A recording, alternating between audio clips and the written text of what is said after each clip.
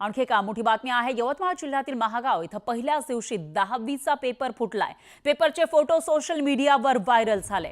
तर शिक्षण विभागाकडून, महसूल विभागाकडून जिल्हा परिषद माध्यमिक विद्यालय महागाव आणि कोठारी इथल्या शाळेमध्ये चौकशी सुरू आहे। आज 10वीचा मराठीचा पेपर आहे। पहिलाच हा पेपर आहे, मात्र हा पेपर फुटल्याची माहिती समोर येते। यवतमाळमध्ये हा पेपर सोशल मीडियावर व्हायरल झाला। आणि याविषयी अधिक माहितीसाठी आपले प्रतिनिधी भास्कर मेहरे हे आपल्यासोबत जोडले गेले आहेत। भास्कर, काय सांगाल? 10वीचा पेपर फुटल्याचं कळत आहे। साधारणतः किती वाजता परीक्षा सुरू झाली आणि हा पेपर किती वाजता व्हायरल झाला होता?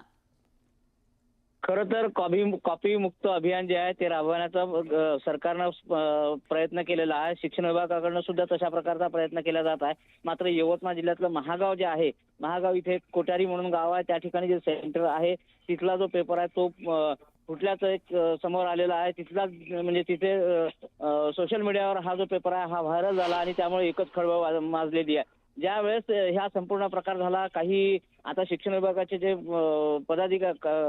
अधिकारी आहे ते त्या सेंटरवर सध्या असल्याचं आपल्याला माहिती आहे। एकंदरीतच जो कॉपी मुक्ताचा फज्जा उडाला अशा प्रकारची स्थिती या ठिकाणी दिसून येत आहे।